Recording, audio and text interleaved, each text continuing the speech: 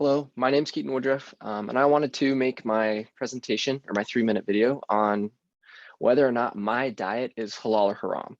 So we talked in class about what is halal and haram. So just a brief overview, things that are halal are meats if they are slaughtered in a halal fashion, um, vegetables, grains, stuff like that. But things that are haram are generally things that are considered unclean.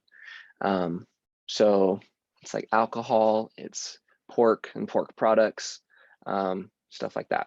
So first thing I want to talk about is some snacks that I eat. I eat a lot of goldfish. All of the products are halal except for the cheese. And that's not specifically haram, but it's kind of a gray area. And that kind of applies to all dairy and milk products. One thing that is specifically haram is some of the vitamins that are added into milk are haram.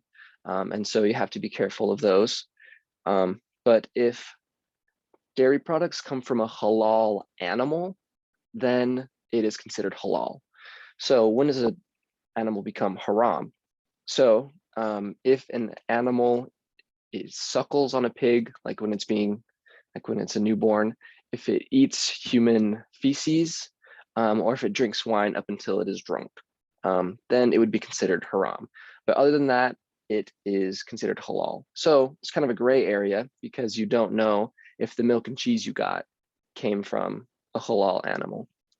Next thing is fruits. I have lots of apples. Those are considered haram. Spaghetti, I eat that a lot. It's a pretty common poor college student meal. The pasta is halal. The sauce is a little bit of a gray area. It depends. The one that I buy from Smith's is halal. Pop-Tarts, they are haram. That is because of gelatin. So if there's any pork or pork products in a food, that is considered haram. And Pop-Tarts have gelatin in the filling.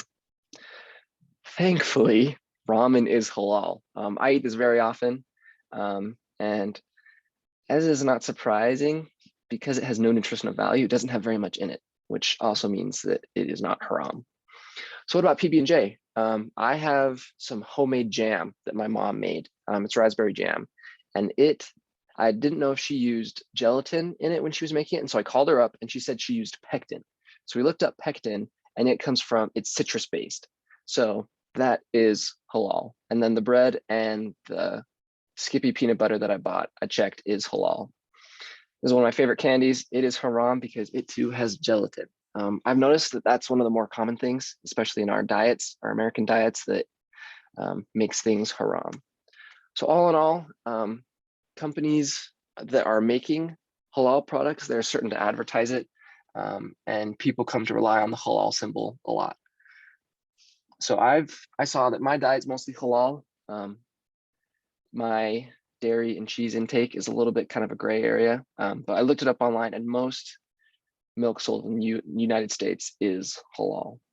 So this helped me to understand how hard it would be to live in a country where the halal symbol isn't as prevalent. And it makes me appreciate that I do live in a place where my diet is similar to everyone else.